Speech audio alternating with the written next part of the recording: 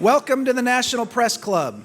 My name is John Hughes. I'm an editor for Bloomberg First Word. That's Bloomberg's breaking news desk here in Washington, D.C., and I am president of the National Press Club. Our guest today comes from a world of high-flying elbows and occasional big egos, where sometimes a fight breaks out. No, our guest is not a member of Congress. He is Barry Trotz, head coach of the National Hockey League's Washington Capitals.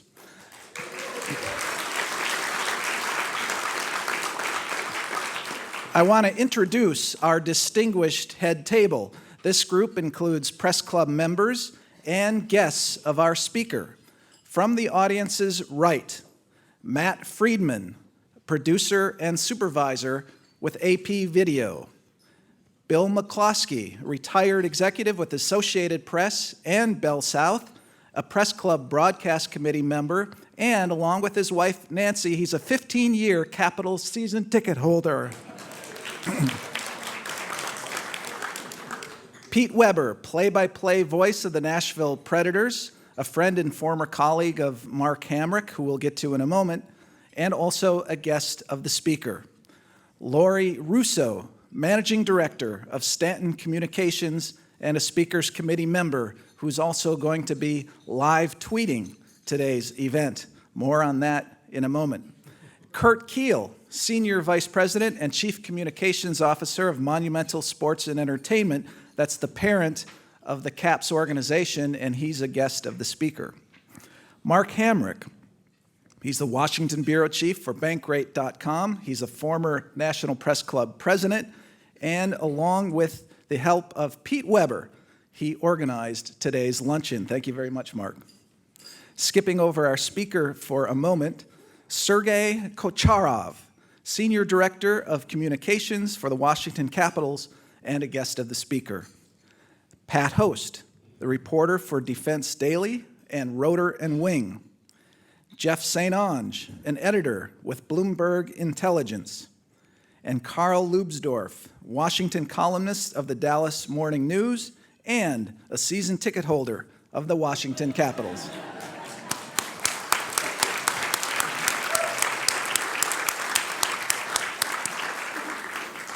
I would like to welcome our public radio and C-SPAN audiences. You can follow the action on Twitter today.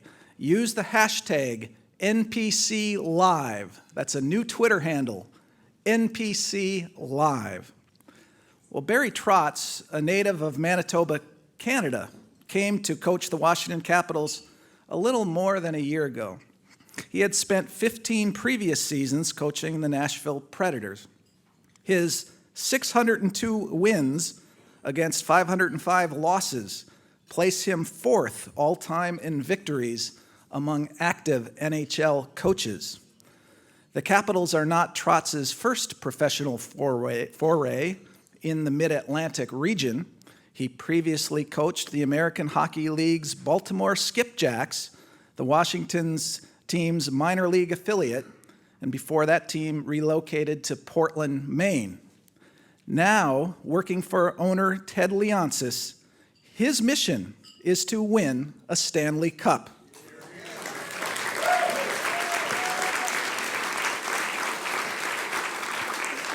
This, of course, is a prize that has eluded the Washington franchise since it began back in 1974. That's a long drought. Don't feel any pressure, Mr. Trotz. This spring was promising, though not entirely satisfying for Washington sports fans. Both the Capitals and the NBA's Washington Wizards, also owned by Mr. Leonsis, exited the playoffs before the championship rounds. But in the case of the Capitals, at least, many fans have a sense that the team is getting closer to that elusive championship, especially because of the discipline the team showed under Mr. Trotz. For many guests, our introduction would end with highlights of professional achievement, but a big change in Trotz's life occurred early last decade. He and his wife, Kim, learned their newborn son, Nolan, had Down syndrome. They gained, along with their loving son, a cause that they have used to make a difference in their community. They have recruited volunteers and raised money in an effort to create friendships, employment, and leadership opportunities for people with intellectual and developmental disabilities. Nolan already seems like part of the Capitals family as he joined his dad at the table for a post-game news conference this past season. Ladies and gentlemen, please give a warm National Press Club welcome to a coach, a father, and a community volunteer, the Washington Capitals' Barry Trotz.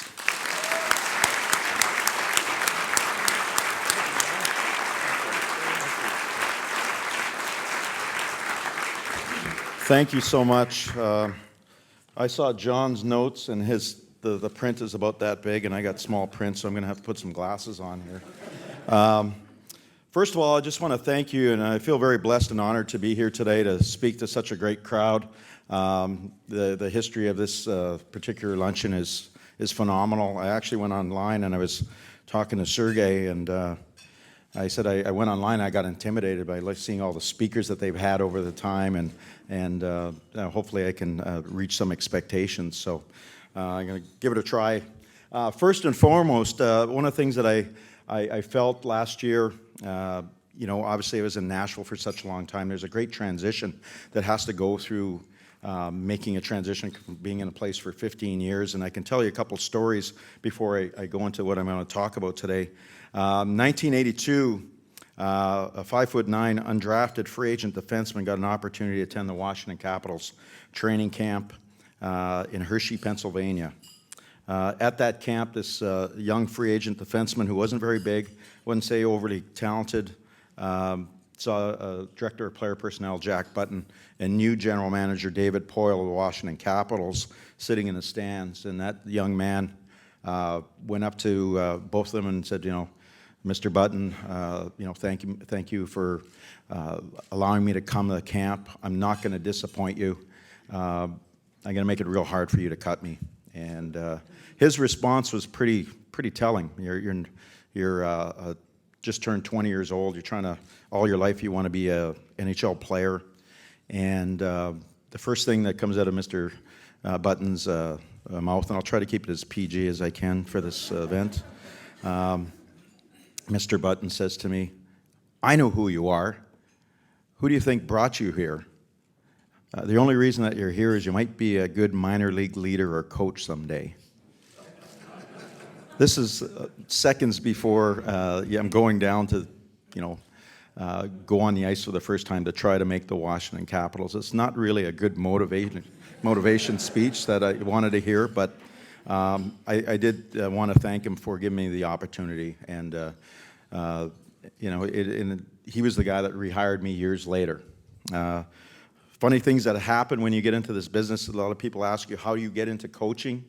It just happens sometimes. It's about loving the game. I had a back injury that prevented me from playing on. I went from the Caps camp to the University of Manitoba, and I played at the University of Manitoba for a gentleman who became my coaching mentor is Wayne Fleming. And a couple things he told me. He was one of those guys. Come out and help out. And just watch and move pucks and, let's talk hockey. And then I started getting these slips of paper to go to the Roger Nielsen camp and the Team USA stuff and Hockey Canada stuff and sort of take in, get to know, introduce me into a number of great hockey minds like Claire Drake and George Kingston and a lot of university coaches and professional people who are doing that for a full-time job.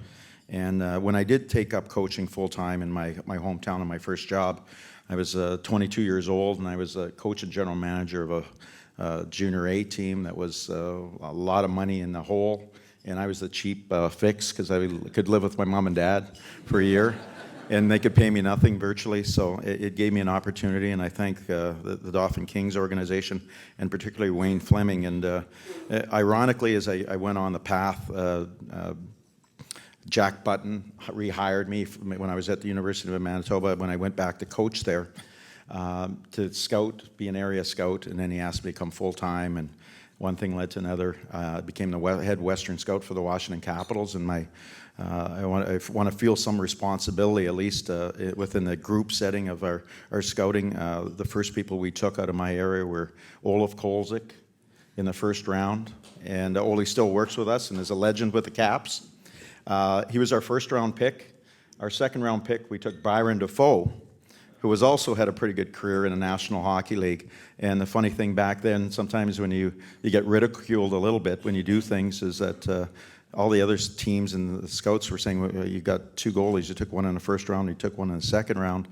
Didn't you trust your first round pick?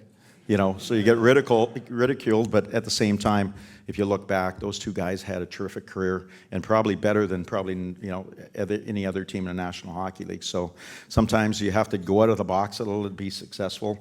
The other thing that Wayne Fleming taught me is to be true to yourself, have the right spirit.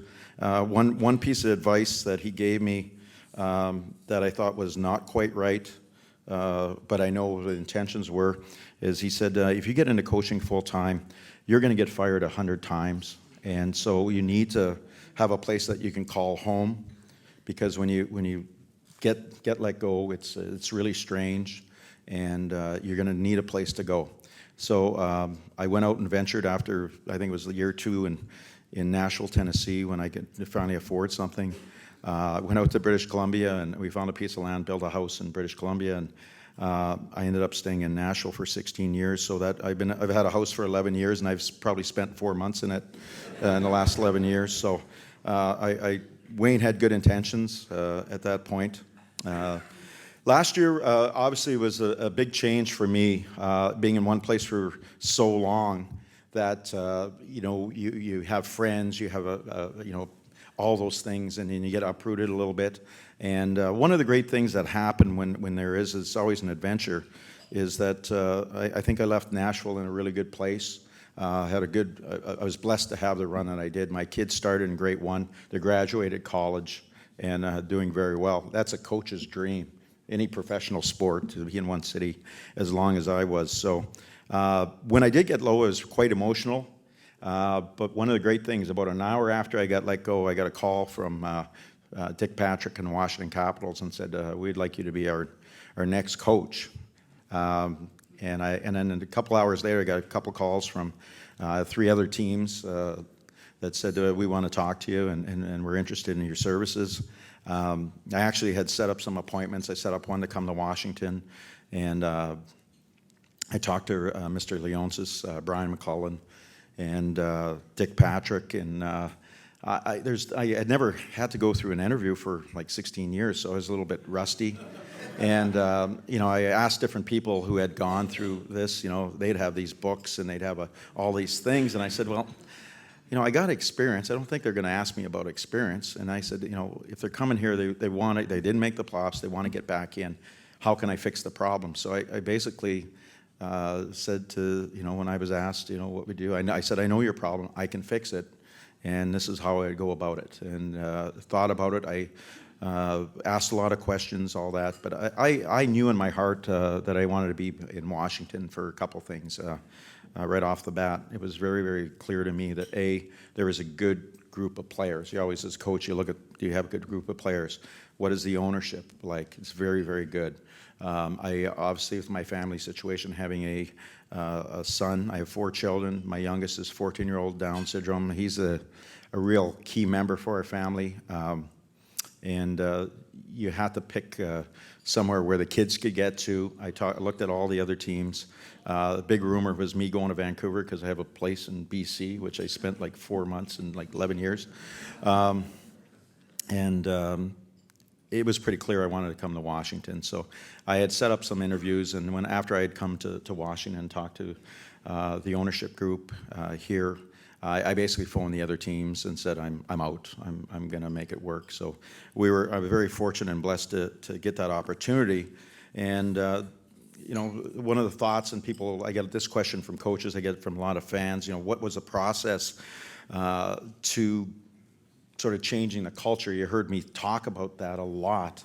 Changing the culture, and it's not an indictment on anybody who was here before, because there's some great people that have been here before, but they just stalled out. There was something missing. There wasn't that, the brand had lost its energy a little bit. So first thing, when we talk about, I want to talk about trusting the process a little bit. And one of the things that I first did was evaluate the situation, which I just talked about a little bit. Family options, who you're going to work with, why, what's the vision, what are the problems. And one of the things I did right away when I got the job was to start listening.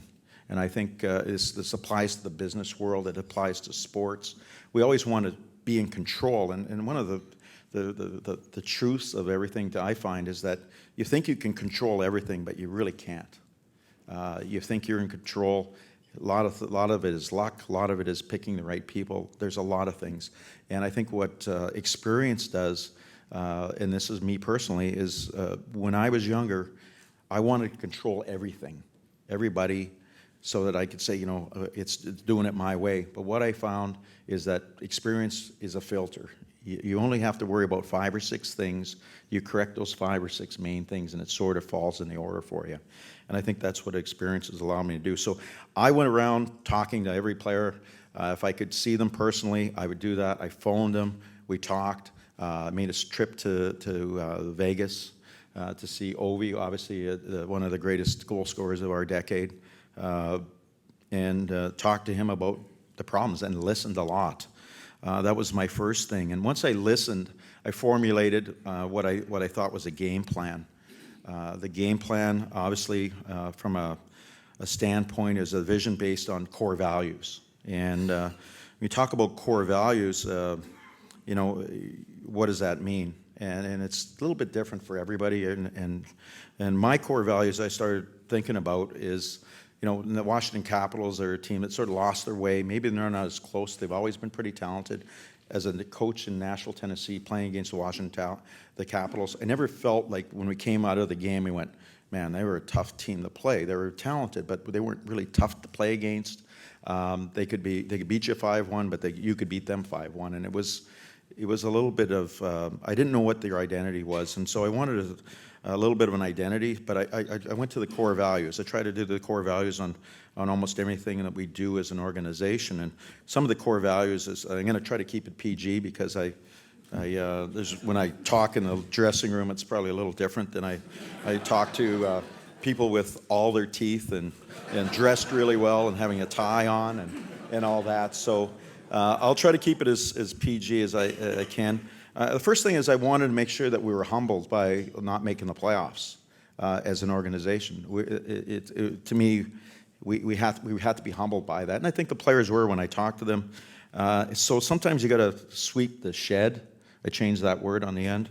It's sort of, and everybody's got to be willing to do it. From your star player to your role player, and I really believe it keeps your feet firmly on the ground. That's one of the things I really do. I think you can really have success. The other thing is we tried to create a great environment, but at the end, we wanted to create a championship environment where the individuals, the champions, if you want to be a champion, you do extra. It's continual improvement, it's learning, it's a learning environment. And we try to create that. So we changed everything from a rookie camp, which is going on right now, to a teaching environment where we are going to get better, not only physically, mentally, spiritually, all those things. We needed to be whole as a group. Changing that culture, having a culture where the group, the unit was willing to spill blood, and you're looking for that committed person. And put value on commitment. A little more of a family atmosphere, extended family, if you will. Keeping a cool head, be very task oriented. So we want to create a family environment. We did everything from, one of the things, the first things that we did last year is when we picked our team. We did a picture in front of the Marine Monument, Iwo Jima. And the first thing I said that we took a team picture in our jerseys. And if you understand the monument I'm talking about, they're raising that flag. And I told our player, our team, it is very important for us to understand that we need to raise our flag. It has been 40 years, and this is a hard trophy to win.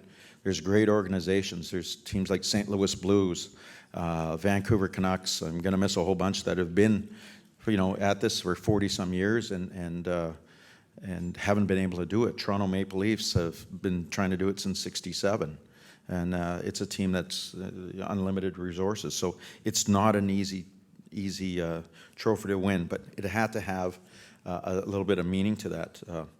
And then at the end, leave the jersey in a better place on and off the ice. So we're looking for good people. We're looking for people that are professional. We're looking for people who get it, who have a little higher cause than getting a paycheck. We wanted to be a team that wants to win, and it starts with your core players. So those are the things that we talked about.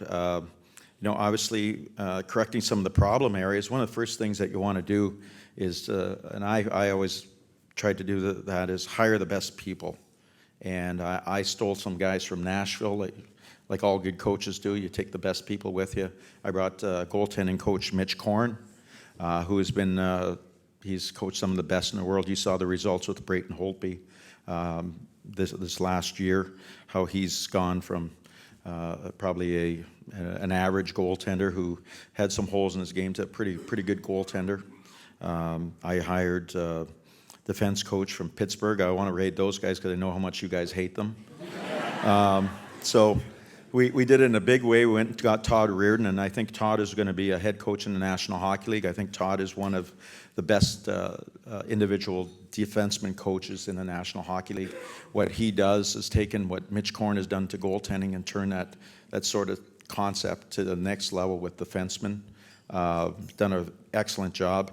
And we weren't done rating the Penguins. We got Orpik, and we got Niskanen, and Todd was a big part of that, so good on us. And we got another defenseman from Pittsburgh, Chorney, this year in free agency, so we're going after those guys.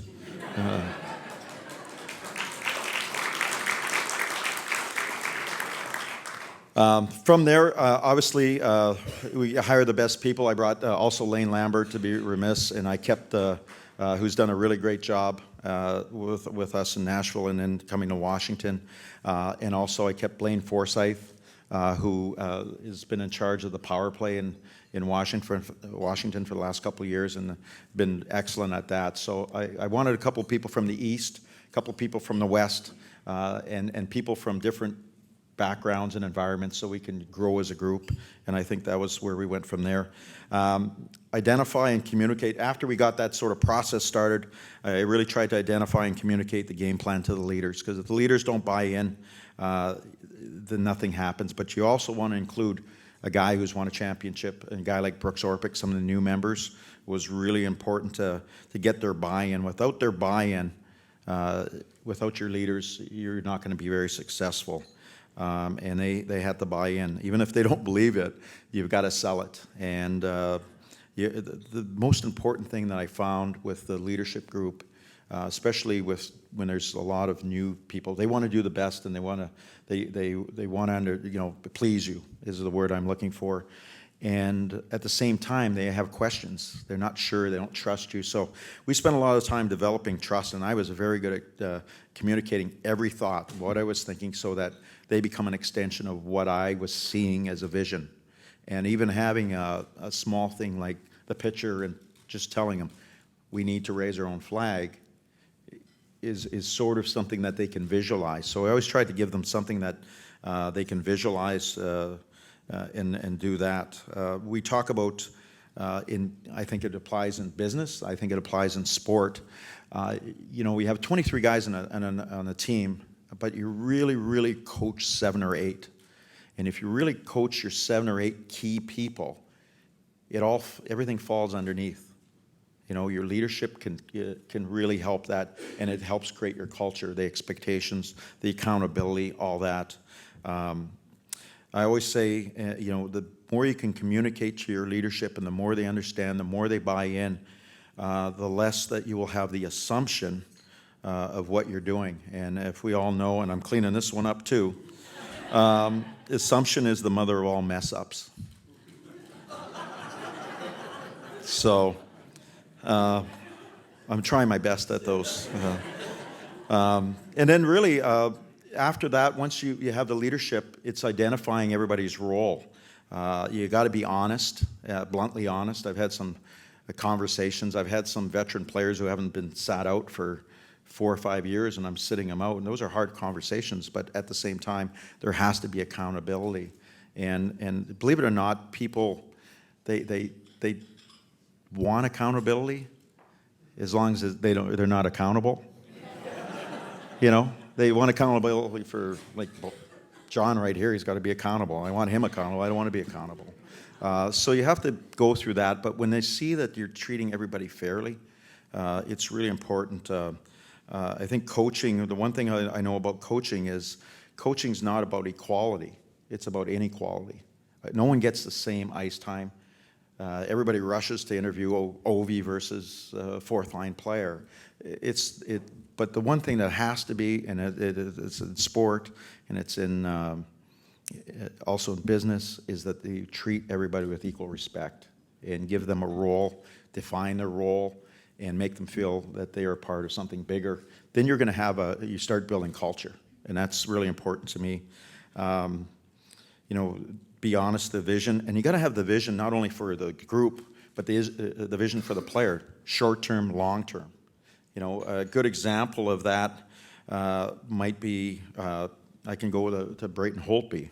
I mean, he was a very busy goalie for a number of years, a couple of years here, and then all of a sudden he wasn't a busy goalie because we were better defensively, we were a better rounded team. And it was very difficult for him to stand there for 10 minutes at a time and not get a shot.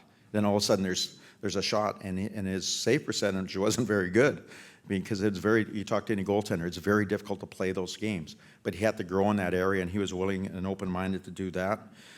You look at a guy like Kuznetsov, who I think is going to be a terrific player. Here's a top player from Russia, coming from a different league, and in fact, he had a situation where he had to trust the coach. The coach was not always playing him as many minutes, sitting him out sometimes, and helping his game, but he trusted the coaching staff and what we were doing with him. We were very upfront with him, and he grew as a player, and then now I think he's going to be a terrific player for us. So it's getting that trust, giving opportunity, and then being patient, and knowing that the process will hold up. As I said, holding people accountable. As coaching's not about equality. You shouldn't, this is one of my pet peeves. Soccer moms, any soccer moms here? Soccer dads, I don't care, okay? I got a pet peeve, one of my pet peeves. You shouldn't get a trophy for just showing up. You shouldn't do that. You should, if you're expected to show up, you should show up. You have a job to do, get your job done. If you go above and beyond, you get a trophy. If you don't get a trophy. That's, okay, that's all I'm going to say about that. Okay. You shouldn't. I think you trust the process. It's not always about going smoothly. Give you a quick, I know I'm going to be a little bit long, because I always am. First 20 games, you saw the Washington Capitals. I think we played very, very well, but, you know, Braden was trying to find himself. Ovi was hitting every post in the world and not scoring for 5 games. The stats that the Washington Capitals couldn't win games when they only scored 2 goals was ridiculous. If Ovi or Backy didn't get points, to me it was ridiculous. But we played very well, and we were only 500 for the first 20. And then what it is a little bit of a tipping point, and I thought it was really great. It showed great leadership. I called the leadership in one day, and I said, okay, I've given you direction. You know what to do, all right? You have to buy in and finish this off. You guys, I sort of gave ownership to them and put it on them. And I said, you fix this. You have to take it to the next level. And they did, and we started growing. You saw, I think about first week in November, first week in December, you saw the Washington Capitals start going like this. I know that for a fact because I was sort of jealous that I got kicked out of Nashville, and they got off to the hottest start in probably their history, and we're about 30 points behind them, and we're 20 games into it, and by the end of the year we caught them. So I felt a little bit better about that. Honesty was really, I think, a key factor in building trust. One of the things that I've learned also is that it's come into society, and it goes back to my soccer trophy thing. Everybody goes by and says, good job, and it came clear to me. I was flipping through the channels since I'm a bachelor the last few weeks, being at development camp and the draft and that, and you don't really go to sleep, and I flipping through the channels, and there's this show Whiplash, about the jazz drummer, and there's a clip in there, and I'm going to pull it out for our team one day. It's about the guy says, I hate the word good job when something's expected of you. Why tell a person, hey, great job, when that is his job? It's not. That's what I expect. So it really takes away from the greatness. I think good job should be when you do something, you can recognize that when they go above and beyond. And one of the symbols for that, and it's really great, I know sometimes you can pull it up on Monumental Sports, is we give after the game the hat and beard, type of thing. And you'll be amazed. So a guy will score 2 goals, and Ovi will score 2 goals and play well. And that award will go to a guy that blocked a shot or did something just above and beyond, because Ovi's expected to score or Backy's expected to get 4 assists. It'll be someone who went out of their Ovi probably gets the award for blocking a shot than scoring goals. So it's sort of weird when when they give it out sometimes, because people say, well, I thought Ovi got a hat trick and he was the best player on the ice. And that's expected because he is a dynamic player. And it would go to someone that I didn't even notice him, other than he blocked that shot and, got in for a teammate who was maybe overmatched in a physical confrontation. Those are the great things that you love and that. So that's another pet peeve, and good job. If you're expected to do it, just do it. And we've got that. Also, I've learned being a coach is if you're in charge, at some point you're going to have to give ownership to the people under you. And if you've picked good people, made them accountable in the group, they'll do a great job for you. And I've learned that. And then probably the thing that I'll just finish up because I know I'm running late. We ended up with a little bit of a theme last year. We had a lot of themes. You'll hear. If you follow us, they get so much coverage on us. We said feed the right wolf, and that's feed the right attitude with our team. But really what it came down to it when we tried to create a culture was the will to win culture. And it really came down to 4 things. It was know your why, fulfill your role, fight with confidence, and overcome the uncertainty. And that will continue with us going forward. Last year was a foundational year for us. The challenge is that we recognize that there's certain foundations and certain identities that we have to live up. Expectations, as you know, I'm pushing them higher. We're not afraid of Game 7s. I need to change the attitudes of not only the environment in the Washington, D.C. area. We got great sports teams. We need your positive energy, not your negative energy. And we're going to do that. We're going to do that in D.C. If it's not us, it's going to be the Nationals. If it's not us, it's going to be the Wizards. If it's not us, hopefully it'll be the Redskins. I was going to get in trouble for that one, I know. But we have a great, I think we're moving in the right direction. We have great ownership. We have the commitment of the ownership. And thank you so much for allowing me to speak. Thank you for your support of the Washington Capitals. You're great fans and love coming to work every day. We want to win some games, and we want to have a parade down one of these great streets one of these days. And thank you.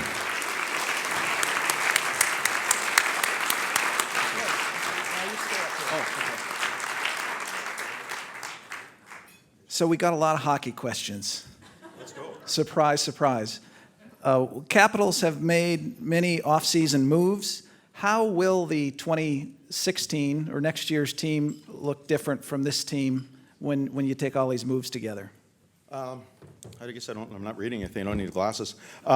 One of the things, obviously, the reality of the salary cap area, you fall in love with, Mike Green, who's been a big part. Joel Ward's a favorite. Troy Brower. You're going to have to move some pieces. And I think what we did with the Oshie deal is we've added a player for 2 years who is what we call a top six forward in that area. Justin Williams has won and is a top six forward. He's won 3 cups. Is that big game 7 guy that has a great, maybe he can give us some mojo. We are not as scared of game 7. We're 1-1. We're not, 1-36 or whatever everybody tells me. We're 1-1 with this group. You ask a player about their history, about the Pat LaFontaine goal. I will guarantee you that Burakovsky, Kuznetsov, those guys have no idea what you're talking about. By replacing Joel Ward and Troy Brower with TJ Oshie and Justin Williams, have the Caps sacrificed some of the grit and muscle that enabled them to play a heavier game compared with your now team? I think we might be a little bit lighter, just in pure size. I mean, Joel is one of the best at puck protection.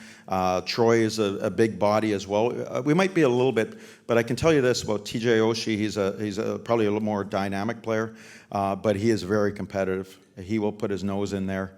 And same with Justin Williams. So one of the things that Justin Williams said, I want to come to Washington because you are just like the LA Kings.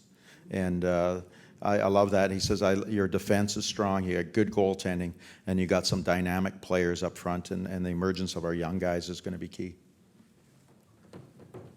With Green and Gleason going to free agency, who do you see filling out the bottom 6? Really, Orlov, who missed a whole year with a hand injury. He's a good player. He's a high-skilled player. Hopefully he can, lessen the gap of a Mike Green. Mike is such a talented player, but Orlov can produce there. Who are we going to have to pick up there? Nate Schmidt, who you saw a little bit last year. We got young Chorney from Pittsburgh. Again, steal from those guys. Also, young Connor Carrick is going to be a good young prospect. So we've got people coming out down the pipe there that I think we can fill those holes. Do you feel, can you replace Mike Green? Probably not fully, but collectively I think we can shorten that gap. Which of the rookies do you expect to be on the team or to spend time with the team next year? Rookies. Well, one was Stan Galiev, I think came in at the end of the year. I think he'll be challenging for a spot. Joseph Verana, who was our first-round pick last year, came at Hershey at the end of the year and did a really good job.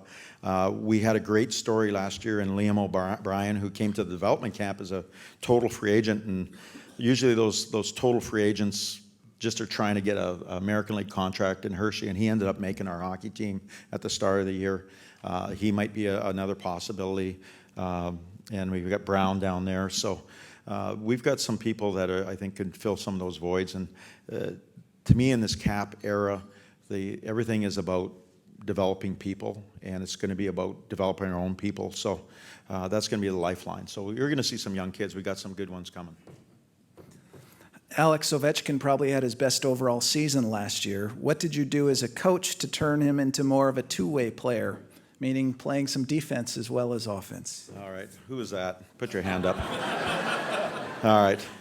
It was really simple. I told Alex when I met with him back in Vegas, I said, I'd like to put you back on left wing. I think you're more dynamic. I want to play to your strengths. And we talked about different things, but really, make a long story short, at the end of the day, I said, when you have the puck, I want you to do what you do. When you don't have the puck, I want you to do what I want you to do. For one reason, and Alex is, I love his personality because he's very direct. And I said, I always have to say, I want you to do what I want you to do so we can get you the puck more. So we have to have a plan. We wanted to have a plan to get the puck back so we can go on the offense. And that's all it is. And he bought in, and he's been great that way. Ovechkin is going to be turning 30. Of course, Gretzky had a 20-goal season at age 37, but really the time is getting shorter in his career. How much of a sense of urgency does Ovi's age lend to the Capitals organization? Well, I think it lends some urgency. I think he's still in the prime of his career. I think as much as it is to the organization, there's an urgency level for us, but I think there's an urgency level for Ovi. I mean, he's been here 10 years. He wants to win a cup. He's been the lightning rod, good and bad. I mean, he was the first overall pick, so you weren't very good when you got him. And he's made this to a top-level team. They've won the President's Trophy. But, you talk to Ovi, he's won every award possible individually in the National Hockey League that he can for his position, other than most sportsmen-like, I think, right? But he's not that type of player, so he can't win that. And if you talk to Ovi, there's only one trophy that he wants, and we all know what it is. It's the same one you fans want and the same one I want. I'm not getting any older or any younger. I started, and Pete knows this, when I started in Nashville, I had black hair, sort of semi-mullet, I say coaching hockey's like dog years, so you know how I'm probably about 150 years old right now. You mentioned Braden Holtby earlier. This questioner notes that Holtby seemed to move his game up a notch last year. What changed with him? How did that happen? Well, I think it's Mitch Korn. That's what happened. And then I give a lot of credit to Braden because he was having good success. He had good numbers. And what Mitch is so great at and is that he doesn't change the goaltender. He says, this is what you do. This is what you do best. Okay, so let's enhance that. Let's clean up your holes. How do you clean up the things that you're not maybe capable of doing, be it physically or in terms of tracking pucks or anything? He builds the player, and he finds a way, like a little mad scientist that he is, of finding ways to clean up those holes. And what happened is Braden cleaned up those holes. If you remember the year before, I thought, man, this guy's dynamic goaltender, but every save he was like, it looked like it was the outstanding save. And now everything seems to be slower and in control. Am I right or wrong? And what he's done has made him very efficient, a lot more patient, and a lot more in control, using his great athletic ability and also his competitive spirit that he has. He's a fighter. He's a blue-collar kid from Saskatchewan who, as Mitch said, it was funny. Mitch said he wanted a little more blue-collar in the kid from Saskatchewan, and Braden responded. But it doesn't happen unless the player buys in to what you are and sees some success. And you're going to have those tipping points individually or as a team. So a lot of credit goes to Mitch, but a lot of credit goes to Braden. A couple questions related to Nick Backstrom. Why did Backstrom wait so long to have his surgery, and how much of a problem will that be in October? And then separately, somebody wants to know, is Backstrom going to be an all-star? And how do you counter the attention the opponents place on shutting down that first line? Wow, there's like 5 questions there. That's pretty good. That was a media guy. You just hit a boom, boom, boom. First one was what? Backstrom. Surgery. Well, he's had it wasn't with his surgery. We're like horses. You're good, and then you get to a point where it started affecting him. It affected him way too late in the season. It wasn't a problem probably till about February, where Nick was having a little more problem, and we had to monitor it a little bit more. And we knew at the end of the season he was probably going to have to have it cleaned out a little bit. And how much problem is going forward. He'll be better. It's like getting your tires retreaded. So he's gonna have 40,000 more miles. But at the same time, the hips are different than breaking your leg. You break your leg, you're 6-7 weeks, you're skating. 8 weeks, you get cleared, you're good to go. Hips are a little different. They're individual. You saw that with Pecorine in Nashville.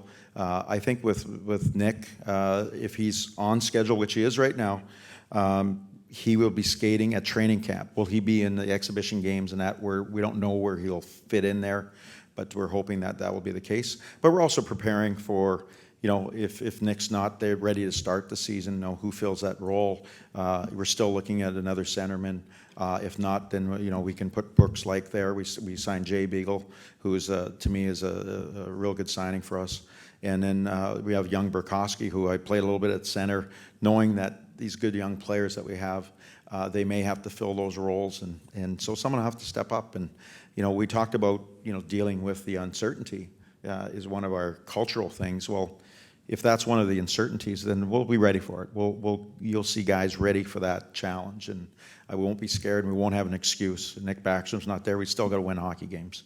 If he's there, we're going to win hockey games for sure. Obviously, he's such a great player. And is he going to be in the All-Star? I was working that hard last year, big time. I was shocked that he never played an All-Star game. I was shocked that he is never mentioned as a Selke finalist. So you will hear that, and at the fan voting, let's get on that. Let's get him there. He deserves to. He's one of the best all-around players in the National Hockey League. What is the biggest difference that you've found between coaching in Nashville and coaching in Washington? Hockey's hockey. I think it's more is the people that you're with. Obviously, the biggest challenges I had, you got to think, when I got there in '97. So I was Buck Sherwalter. I was there. I was actually a pro scout. I didn't have a team. I used to come into the Verizon Center, and I say, I'm Barry Trotz, coach of the Nashville Predators, and they go, what league are they in? And I said, well, they're going to be in a National Hockey League. I said, we got jerseys and everything. It's really swell. Security guy didn't know, and I'm being a smart.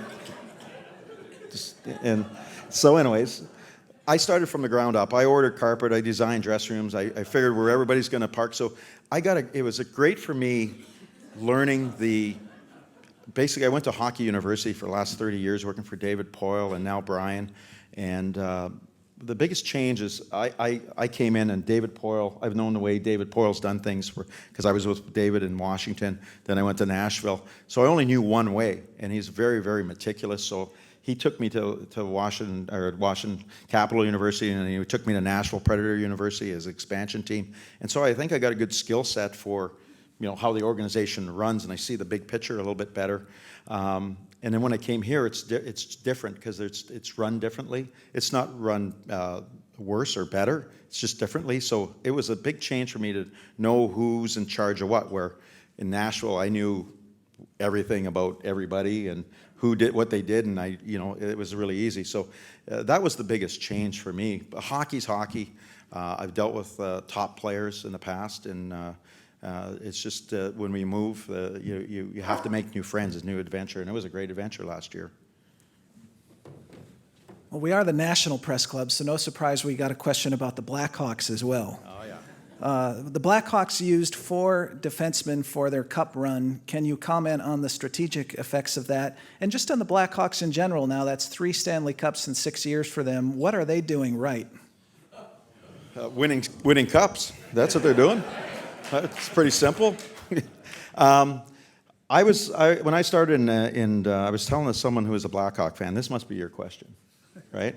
One of the things that the Chicago Blackhawks, obviously, when we came into the league in '98 with the Nashville Predators, we used to go into that big building, and there was 3,000 people, 4,000 people, and we finished ahead. We were an expansion team. We finished way ahead of the Blackhawks. That's why they got Patrick Kane, and the Nashville Predators didn't. They built from there. I think what Rocky Wirtz has done by taking over the team, he brought the pride back into the Chicago. They filled that building, brought that great fan base in there. They drafted very well, were patient. They spent at free agency very well, and they got a little bit of luck, a little bit of strategic planning, good hockey decisions, I guess is what I'm saying. And they built a really good core, and that core has grown up to be very good. That team runs with Jonathan Taves. Brent Seabrook is a very core member of that team that makes it run the right way. Hossa is a big, big part of that. And every team's core is about 8 guys, and if you can get those 8 guys to set the tone, be the players that can elevate the game when the game's on the line. Those guys go to a level that players can't play at, and they drag everybody along, and they're not scared of those moments, and they've got that. That's what Chicago has developed.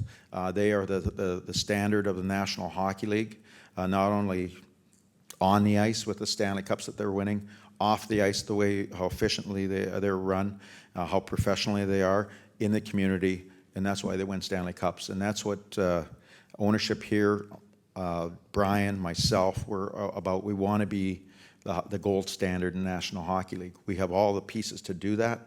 We're getting closer, and the commitment's there. And I think, it's tough to win and it's tough to emulate, but you look at the best in the business. We want to be best at scouting, best at developing, just as every team is. And it's a commitment, and it's a commitment by all involved. And it's you have to be willing to have that vision. You have to, as I said, trust that process, that you keep doing it and keep doing it. It's going to work. A lot of things that are very successful in business and hockey don't really succeed the first time. And anybody who's very, very successful will tell you that they've had to go through a lot more failures than you had successes. So I think with every failure that we've had this year, every game that we've lost, we tried to learn something from every game. We learned something first series against the Islanders. We started in a hole. Brayton Holtby was sick before game one, wasn't very good. We lost game one. Game two, he wasn't even available, and we had to go right to our, at that time, Grubauer was our minor league goalie, and we had to fight through some adversity. So you're going to have some failures, you're going to have some successes, but those successes keep building, and as long as you learn from failures. Do you support NHL players participating in the Olympics? I do. I wish that they were in North America all the time, because at 5 in the morning, trying to watch the game is a little tough. But I think, yes, I am.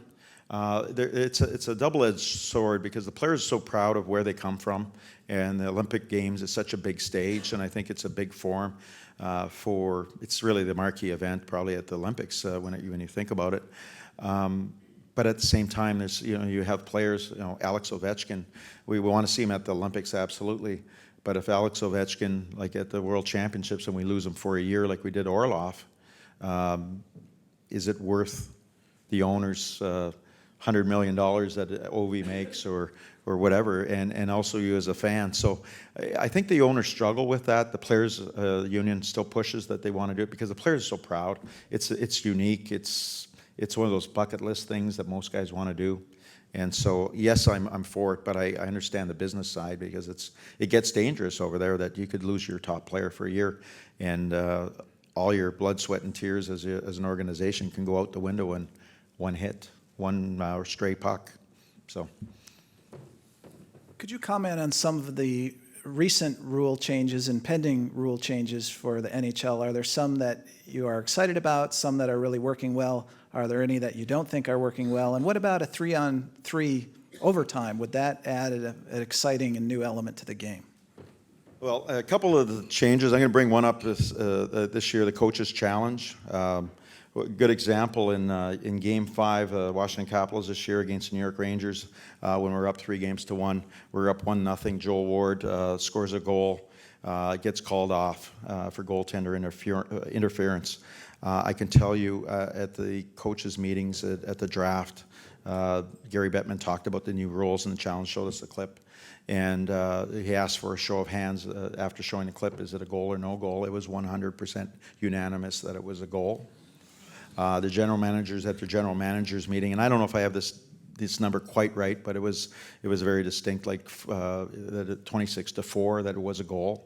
So we would have been up 2-0, probably win the series. There was one later on. We talked, where's the Chicago Blackhawk guy? Where are you? You're getting this one.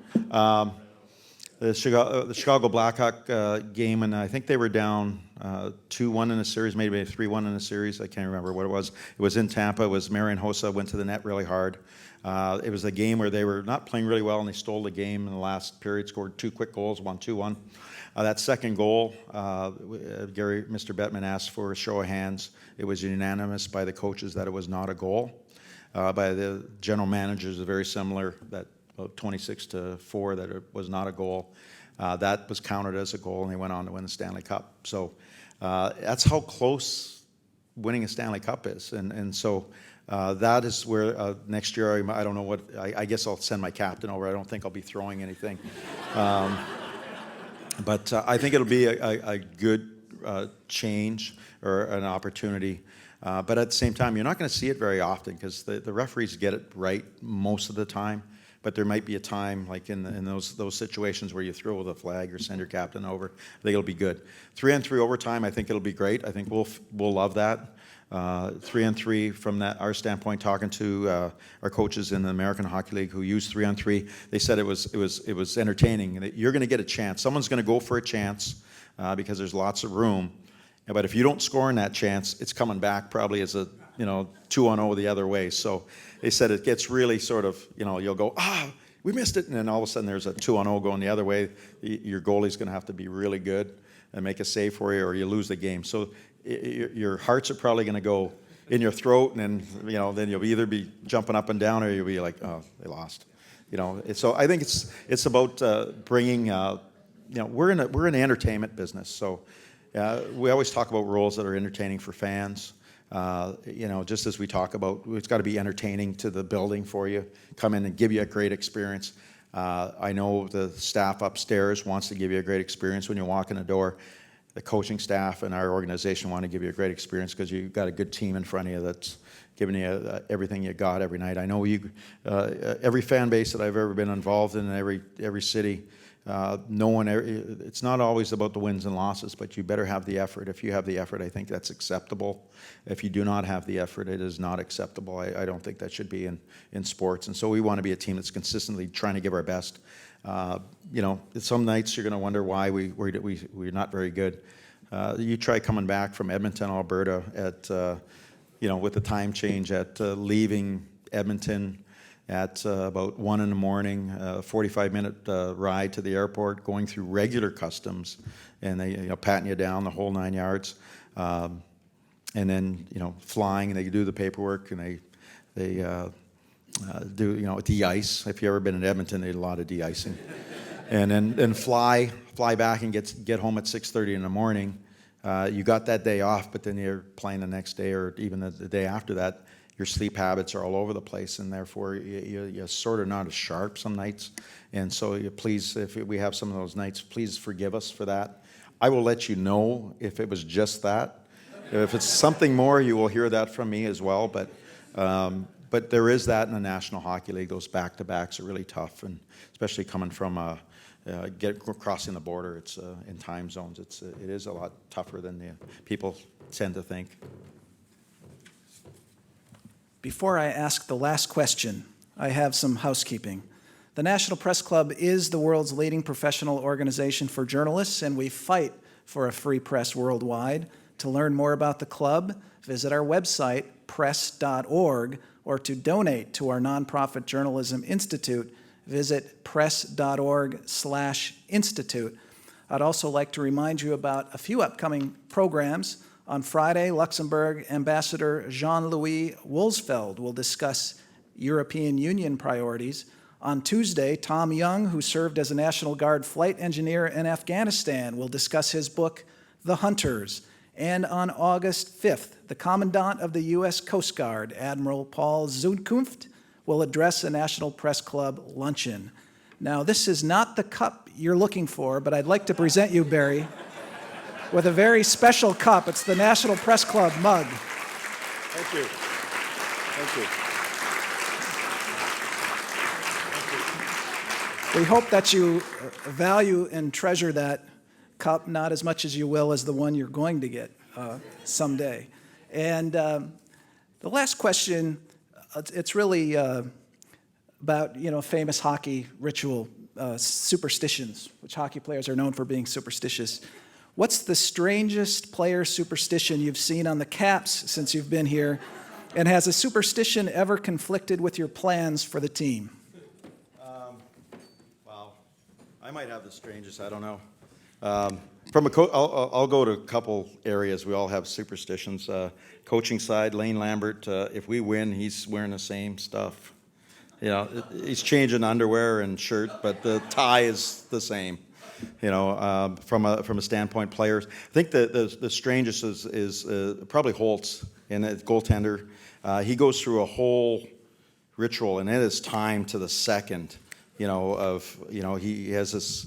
He does his mental stuff. He does his all those things. He does a thing right before he puts on his sort of pads on his chest and all that. Is he'll go through stuff, and he's making saves in the hallway, and I'm like, okay, and he's like boom boom, and then he sort of all of a sudden he's like Superman. He goes in the locker room, and then like 3 seconds later he's out and he's dressed. So he is our Superman, and he's got that. That's the strangest one I've got.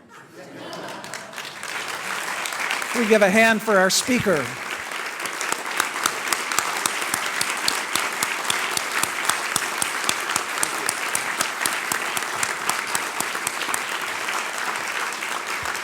I want to thank Melinda Cook and the Press Club staff, as well as the Journalism Institute staff, for helping us arrange today's lunch. And I also want to invite our speaker to come back with the cup after it's won. This would be a great place to show it off. Ladies and gentlemen, we are adjourned.